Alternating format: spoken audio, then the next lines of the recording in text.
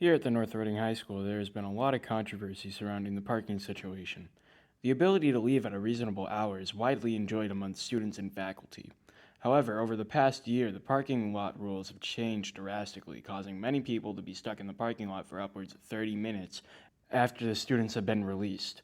I am here today to ask the question, is the parking at North Reading High School a blessing or a curse? I decided to ask some people who drive to school a few questions. I first asked them to describe the parking situation at the school and if there was anything wrong with it.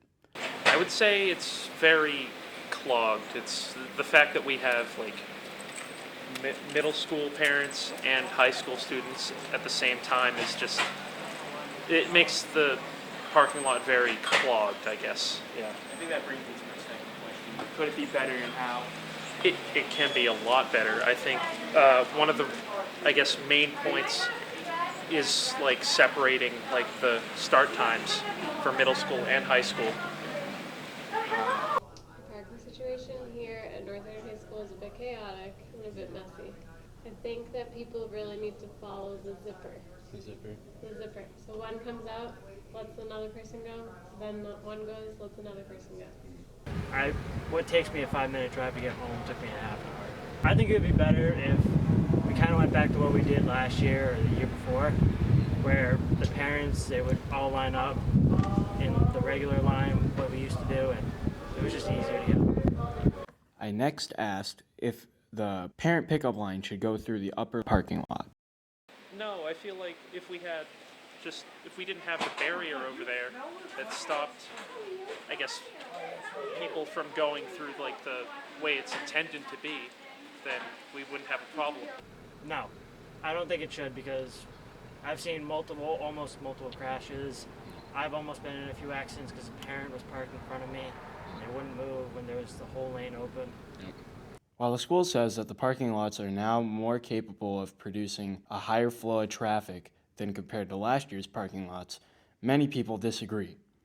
I also asked them when they are normally able to leave the school after school has been dismissed. I'm on the hill by 3:09, and then I get onto Haverhill Street because I take 95 by like 3:22. Before lacrosse, what time were you normally able to get home? Before lacrosse, it averages about a 5-minute drive from my house. I wouldn't get home till around 3:45, 3:30. When it's not regulated, I can